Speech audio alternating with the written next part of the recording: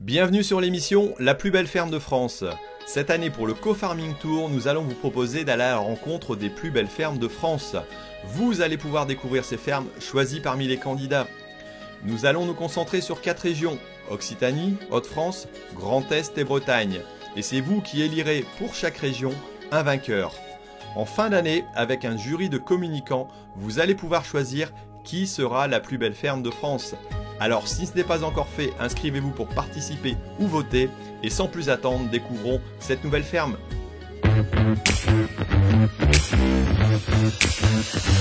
Bonjour, bienvenue au domaine Xavier Schopfer. Donc je suis la 14e voire la 15e génération du domaine. J'ai repris le domaine en 2015, mais j'y travaille depuis tout jeune, un peu comme Obélix qui est tombé dedans.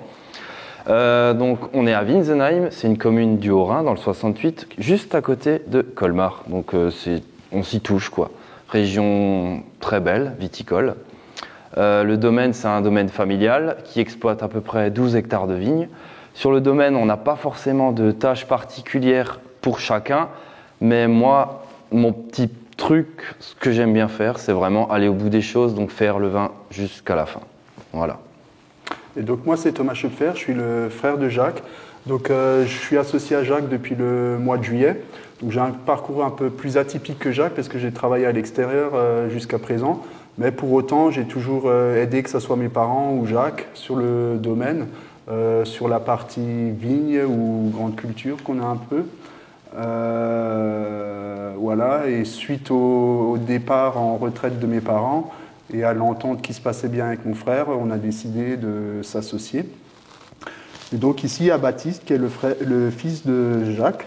Et moi, je m'appelle Baptiste et puis j'aimerais être viticulteur comme papa. Bon ben, on vous invite à venir avec nous pour visiter le domaine. Hop là, Kumamit. Hop là, Kais, on y va.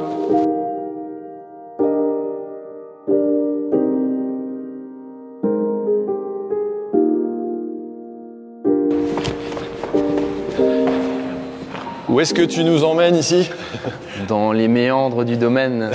D'accord. Donc c'est là où se passe la vinification de tous nos vins, quoi. D'accord. Ce qu'on appelle la cuverie, c'est ça? Exactement. Ouais. Ok.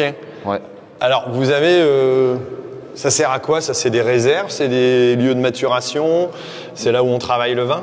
Bah, c'est exactement là où s'élabore le vin, hein. Donc tu vois, effectivement, j'ai vraiment beaucoup de cuves, mais la diversité de ces cuves provient qu'effectivement, à la base, je vinifie vraiment à la parcelle. Donc tu vois, là, tu as une cuve qui fait 1300 litres, 4400 litres. Après, là-bas, j'en aurai une qui fait 6400 litres. Donc en fait, ça nous permet de vinifier vraiment à la parcelle et par la suite, avant la mise en bouteille, de faire certains assemblages pour essayer de garder une gamme de vins qui est semblable à celle de l'année dernière, quoi. D'accord. Donc là, vous faites vraiment au détail. Alors, j'imagine que ce lieu est récent, on voit qu'il est, ouais, qu'il est moderne. Récent, effectivement. C'était important de pouvoir continuer, forcément d'étaler, peut-être d'étoffer un petit peu la gamme aussi pour pouvoir, j'allais dire, résister à l'évolution des demandes. Ouais, non. Et puis ça me permet surtout de complexifier la gamme, d'avoir de nouvelles choses, d'avoir des vins différents, de faire justement par rapport à la demande. Parce que mon père n'a jamais vinifié par exemple dans du bois. Mmh. Et donc moi, par rapport à certaines demandes de clients et même par rapport à mes envies personnelles, j'ai commencé à vinifier depuis 4-5 ans dans de la barrique, quoi. Mmh. Donc ça permet vraiment de changer un petit peu, quoi. Ouais, et l'aromatique et le vin aussi est différent. Et j'apprécie. Je vois que tu as des verres, tu veux me faire goûter quelque chose? Je suis impatient. C'est vrai, on peut essayer, hein. Si tu veux, je te fais goûter un petit Gewürz. D'accord. Donc ça, c'est vraiment un vin qui est fini de fermenter, hein. Donc effectivement, le début, on va le jeter à cause des petits moucherons, parce que ceux-là, ils ont aussi soif, hein. Donc voilà, donc tu vois, celui-là, il est légèrement encore laiteux, mais au niveau de la bonde du vin, il pousse plus, alors que celui-là juste à côté, qui est un Riesling, d'accord. Celui-là fermente encore. Si j'ai bien compris, c'est du gaz carbonique qui s'échappe de là. C'est ça, ouais. C'est... Quand la fermentation, il est encore en train de... Voilà, c'est pas forcément des bulles qui vont être dedans. Non, c'est le dégagement de CO2 dû à la fermentation, donc transformation des sucres en alcool. Donc là, tu as un petit verre de Gewürz. Ok. Alors puis, si c'est trouble, c'est parce que c'est pas filtré? C'est ça, exactement. Le vin n'a pas encore eu le temps de se poser, de se calmer et de se sédimenter au fond de sa cuve. Et puis, comme dit, c'est pas encore filtré. Hein. D'accord. Par contre, l'aromatique du cépage est déjà là. T'as tout, hein. C'est juste qu'en fait... Il a été récolté quand alors celui-là? Donc celui-là, je l'ai rentré il y a maintenant à peu près 1 mois et demi, je dirais. Ok. De tête, quoi. Donc c'est un vin qui est rentré à peu près à 16 de potentiel en alcool. Hein. Donc là, effectivement, moi, je l'ai bloqué volontairement parce que c'est une cuvée. Donc je lui laisse à peu près 30-35 grammes de sucre résiduel. Donc c'est pour ça que tu récoltes à des degrés plus hauts pour pouvoir bloquer la fermentation, quoi. D'accord. Bon. Voilà. Santé. Hein. Santé, c'est comme ça qu'on dit ici? C'est ça. Gesundheit. Gesundheit.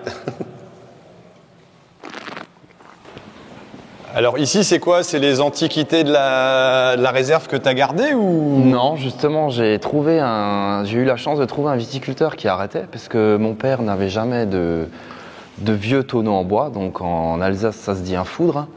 Donc moi, effectivement, par moment, je m'amuse à vinifier des petites cuvées différentes ou voilà. Donc là, à l'heure actuelle, hein, ils sont vides. Hein. Donc j'ai encore rien dedans. J'en avais qui ont fermenté dedans. Donc là, je les ai rincés, lavés, je les laisse un petit peu au repos et ensuite j'y remettrai du vin pour faire un petit élevage. Donc ça sera peut-être une surprise parce que j'aimerais essayer un nouveau truc. Donc on verra si ça fonctionnera. Bon, il faudra qu'on repasse pour voir la différence alors. Exactement. Et après là, ça c'est tout ce qui est barrique donc pour le pinot noir. Et là pareil, ça fait maintenant, ça c'est la 2e année, je vinifie du pinot gris également sec. D'accord. Dedans. Donc ça te permet d'évoluer aussi, de tester d'autres choses par rapport à ce qui se faisait avant. Ouais. Quelque part, c'est vraiment entre modernité et tradition, quoi. Bah oui, parce qu'en fait, tu vois, on est dans un bâtiment moderne, mais finalement, on revient quand même un peu aux sources, parce que les vieux n'avaient peut-être pas forcément tort de vinifier en bois.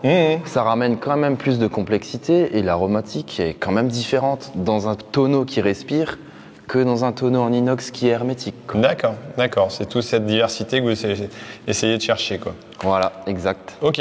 Tu peux me montrer un petit peu tout ce que vous faites ici en termes de production? Problème. Pas de souci, on va y aller.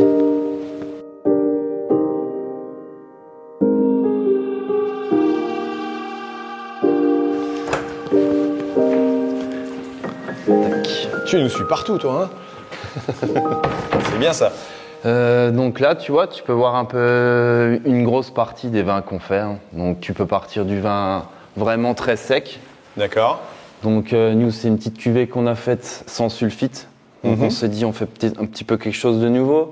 Après, tu as des vins un peu plus liquoreux, du pinot noir, on a des créments. Là, récemment, on s'est lancé un peu dans le jus de raisin pour s'adapter un peu à la jeunesse qui aimerait faire comme papa-maman.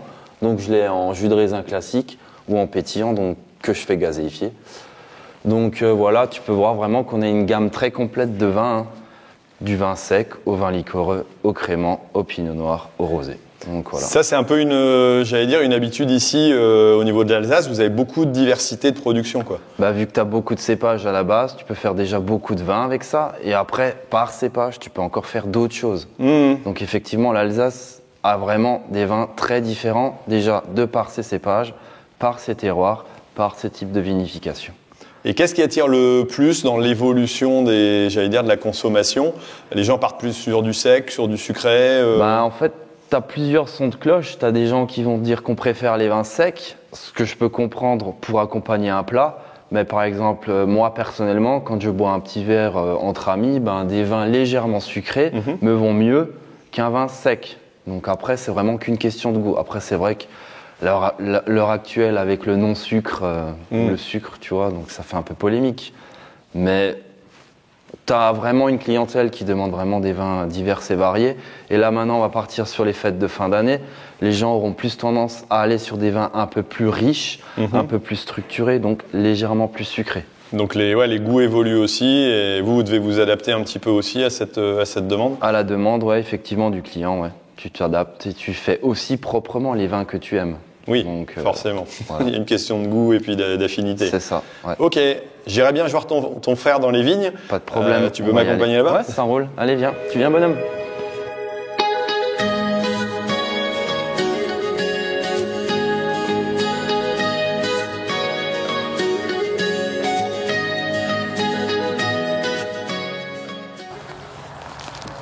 Bon, Thomas, ça va? Très bien, très bien. Dis-moi, vous avez semé quelque chose ici? Il y a eu de la paille? Vous avez fait des récoltes de blé? Non, pas encore, pas encore. Non, C'est en quoi, fait, alors? c'est un couvert multi-espèces qu'on a semé. Donc c'est un mélange de graminées, de légumineuses et de crucifères. On essaye d'associer différentes espèces pour essayer de tirer le bénéfice de chaque espèce. Les graminées, c'est surtout pour l'aspect paille, comme on voit ici. D'accord. Et pour le coup, le couvert n'est pas fauché, mais il est roulé avec un rouleau faca.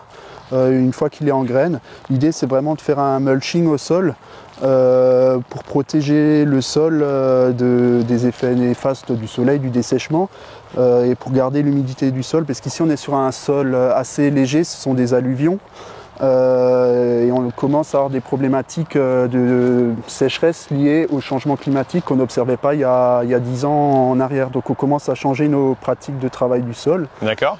Et l'herbe rentre de plus en plus en concurrence avec la vigne. Avec la vigne. Donc on commence sur certaines parcelles légères à détruire l'herbe et à travailler tout ce qui est couvert et pour garder cette humidité et éviter la concurrence aussi avec des adventices. Alors si je comprends bien Thomas, voilà, quand on est vigneron, il y a le côté, j'allais dire élevage, qu'on a vu avec ton frère, il y a le côté aussi culture. Ouais. Faut être un véritable agronome maintenant pour cultiver la vigne alors. Ouais, de plus en plus. C'est préférable. De plus en plus, il faut regarder son sol, s'adapter au climat. D'accord. Et effectivement, il faut prendre différents paramètres en compte. C'est pas comme dans une usine entre guillemets où on appuie sur un bouton et ça sort tout de suite. C'est complexe, le sol Voilà. est complexe. Ouais, c'est ça. Comme j'allais dire, de plus en plus en agriculture, quel que soit le domaine, on s'intéresse de plus en plus à nos sols. Tu parlais de problématiques au niveau de sécheresse. Ça veut dire que si tu as de l'herbe ici qui pousse en plein été, ça va faire de la concurrence à la vigne. Voilà, ça va faire de la concurrence avec la vigne parce que l'herbe a un système racinaire qui est plus en surface que la vigne où c'est en profondeur.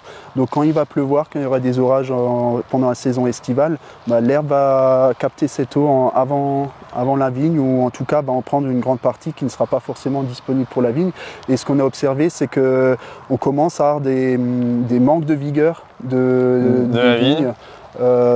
Justement lié à cette concurrence de l'herbe. D'accord. Donc quelque part, il faut absolument arriver à travailler ça. En plus, tu me disais, on est dans l'une des régions de France où il y a le moins de pluviométrie, quoi. Voilà, ouais. En moyenne, il pleut dans cette zone-là, autour de Colmar, dans les 550 mm par an. Donc c'est assez faible. C'est lié aux Vosges qu'on peut voir derrière.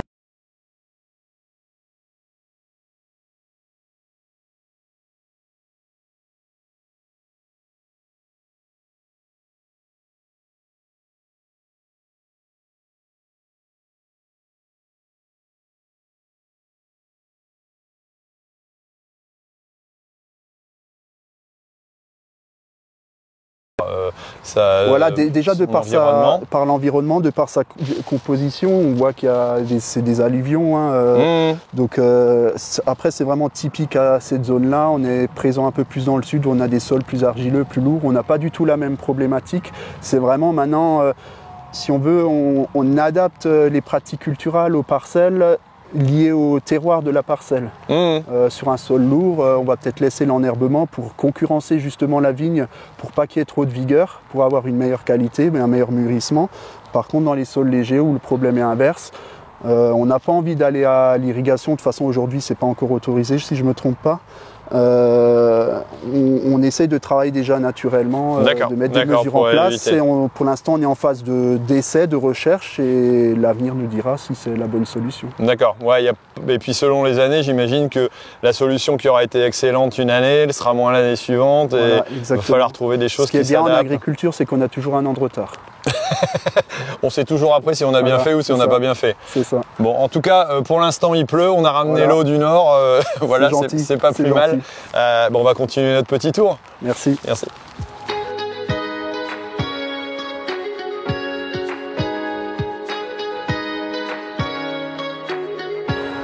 Alors, on va rejoindre l'autre Thomas pour la Minute Expert. Salut Thomas, ça va? Ça va et toi Thierry? Oui. Dis-moi, qu'est-ce que tu es en train de faire là? Ah ben là, je hume J'hume le sol et ça sent hyper bon le champignon. Bon, après c'est l'automne donc c'est la bonne c'est la période. saison. Ok. Mais non, mais en fait pourquoi je fais ça? Parce que chez Thomas on a entrepris un travail de revitalisation des sols. Pourquoi? Parce que l'agriculture, le travail du sol, les fongicides font qu'on a un peu perdu en fait en biologie, en pouvoir champignons des sols. Et l'objectif c'est vraiment de leur redonner la place parce que la matière organique, l'humus, ce sont les champignons qui la créent. D'accord. Et en fait on en a absolument besoin pour gagner en résilience au niveau des sols. L'humus c'est un pouvoir, c'est un garde-manger pour la vigne. Ça joue énormément sur la structure du sol, ça amène un côté meuble.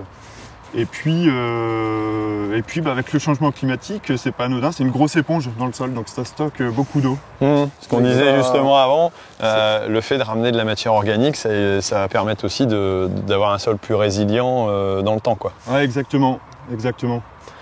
C'est tout à fait ce qu'on recherche.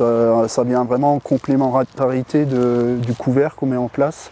C'est vraiment d'essayer d'améliorer la réserve hydrique du sol. Donc pour moi, ce sont vraiment des solutions complémentaires. D'accord. Et donc vous, Gaillago, vous essayez d'accompagner justement les agriculteurs dans cette évolution. Alors vous avez des produits qui permettent de faire évoluer justement ce sol, de lui apporter aussi quelque chose de plus concret. Comment ça fonctionne exactement? Ouais, exactement. Alors effectivement, on a des solutions parce que nous sommes une société qui créons et fabriquons des solutions pour les sols, pour revitaliser les sols. Mais en fait, je dirais, on propose une démarche qui est beaucoup plus complète avec effectivement de l'accompagnement. Et en fait, on se focalise de prime abord sur l'analyse de sol, parce qu'un sol, en fait, c'est un milieu. Les sols peuvent être hétérogènes. Pour autant, très complexe. Exactement. Mais pour autant, il y a des grands mécanismes qui sont absolument communs à l'ensemble des sols. Ce sont des équilibres. Il y a les équilibres minéraux. Donc là, on les voit avec l'analyse de sol, et les équilibres biologiques.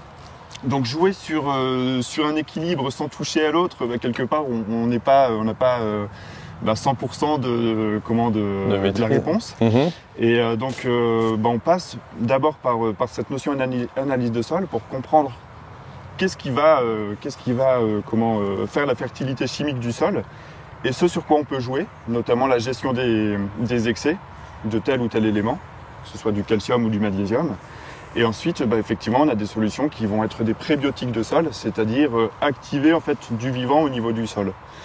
Et l'activer parce que, je le disais, on a perdu en fait cette dynamique de multiplication, par exemple, des champignons. Donc, on a une solution qui s'appelle le Nutrigeo, par exemple, qui est un prébiotique qui va servir en fait de réveil des champignons. C'est-à-dire que ça va envoyer un message biochimique aux spores de champignons qui sont là, qui sont sous nos pieds, mais qui sont en dormance. D'accord. Ce réveil biochimique va leur dire allez les gars, mettez-vous au boulot, multipliez-vous et puis transformez toute cette biomasse organique en humus qui fait la fertilité des sols. Tu donnes un peu de vitamine C au sol pour qu'il soit plus boosté, quoi. C'est de la vitamine C, c'est aussi du carburant long terme. D'accord. Ok, merci pour cette présentation. Voilà, alors j'espère que vous avez apprécié cette vidéo. En tout cas, ici au domaine Schopfer, on a vraiment découvert quelque chose aussi au niveau de la viticulture. Comprendre comment on cultive la vigne, comment on l'élève. Comment en famille ils arrivent à avancer aussi entre tradition et modernité, c'est vraiment ce qui est intéressant chez eux. Ils viennent de plusieurs générations et il y aura certainement une suite, on l'a vu. Si vous avez apprécié ce domaine, n'hésitez pas à voter pour lui. Ça fait partie du concours de la plus belle ferme de France. Allez-y, on vous met les liens ici en dessous pour pouvoir voter, pour pouvoir participer. N'hésitez pas à aller voir les autres vidéos, bien entendu. On vous met la playlist juste à la fin pour participer. Si vous pensez que l'agriculture mérite d'être expliquée, n'hésitez pas à faire ça. Et puis, moi, je vous laisse sur cette petite dégustation.